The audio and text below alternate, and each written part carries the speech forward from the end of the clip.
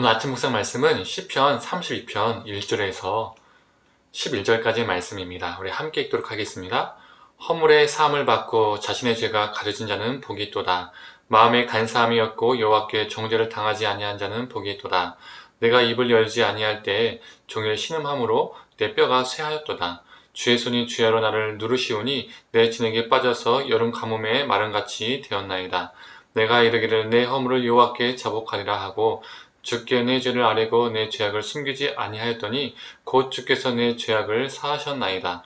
이로 말미암아 모든 경건한 자는 주를 만날 기회를 얻어서 주께 기도할지라. 진실로 홍수가 범람할지라도 그에게 미치지 못하리이다.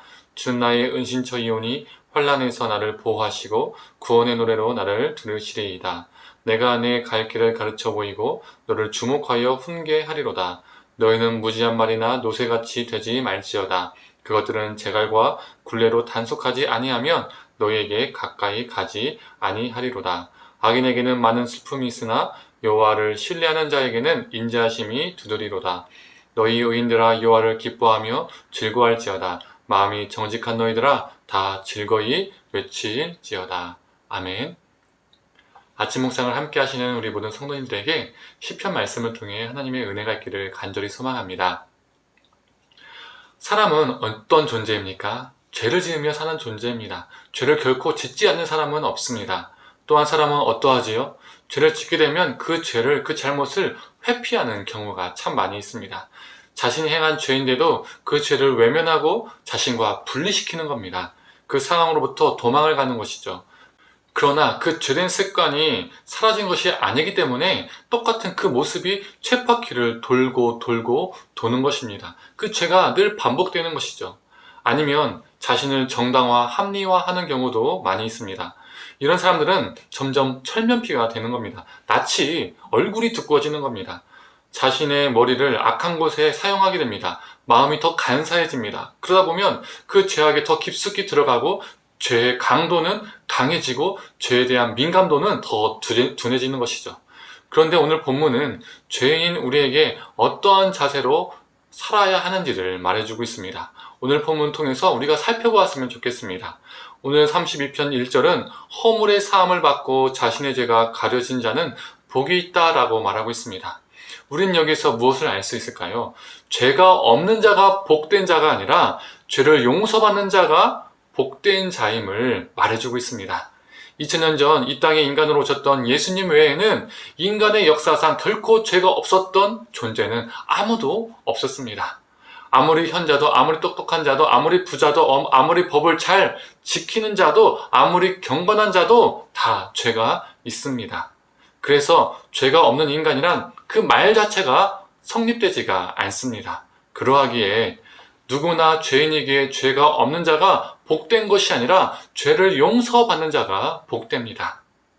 그런데 우리가 우리 자신의 죄를 고백하고 회개하는 일은 우리 힘과 의지로 되는 일이 아닙니다. 하나님의 은혜가 필요하고 성령님의 역사하심이 필요합니다. 하나님께서 우리에게 은혜를 베푸셔서 우리의 죄악을 깨닫게 하실 때에 자복할 수 있습니다. 또한 그 죄로부터 온전히 돌이키기 위해서는 내 힘으로는 부족합니다. 그러하기 때문에 성령님을 의지하고 성령님의 역사하심을 간구하는 것이죠. 그래서 구절은 이렇게 말하고 있죠. 제가 읽겠습니다. 너희는 무지한 말이나 노새같이 되지 말지어다. 그것들은 제갈과 굴레로 단속하지 아니하면 너희에게 가까이 가지 아니하리로다. 제갈과 굴레를 사용하지 않으면 말을 듣지 않는 말이나 노새처럼 되지 말라라고 말하고 있습니다. 즉 고집스러운 존재가, 완강한 존재가 되지 말라는 것이죠. 죄를 짓는데 고집스러운 존재, 또 그 죄를 회피하는데 고집스러운 존재, 자신의 죄를 정당하는데 고집스러운 존재가 되지 말라는 것입니다. 이러한 존재는 10절의 말씀처럼 전국에는 슬픔밖에 없습니다. 죄에 대하여 고집스러운 존재는 슬픔밖에 없다는 것이죠. 오늘 시편 32편의 표제를 보면 다윗의 마스길이라고 되어 있습니다. 이 마스길은 교훈이라는 뜻입니다. 즉 다윗의 마스길은 다윗의 교훈이라는 것입니다. 다윗이 자신의 백성들에게, 자신들의 후손들에게 무엇을 교훈시키고 싶었을까요? 다윗은 어떤 사람이죠? 우리아의 아내 밧세바를 범하고 우리아를 죽였던 사람입니다. 그러나 하나님께서 그를 나단을 통해서 죄를 깨닫게 하셨을 때에 그는 죄를 회피하지 않았습니다. 외면하지 않았습니다. 그리고 자신의 왕권을 사용하여서 자신의 죄를 정당화하지 않았습니다. 말과 노새와 같이 아니하고 그는 죄를 직면하고 그 죄를 더 이상 반복하지 않았습니다. 돌이켰습니다. 다윗은 자신의 삶을 돌아보며 자신의 백성들에게, 자신의 후대에게 이 교훈을 해주고 싶었을 겁니다. 회개하는 자는, 죄를 돌이키는 자는 복이 있다. 사랑하는 성도님들, 우리가 회개할 수 있는 것이 은혜입니다.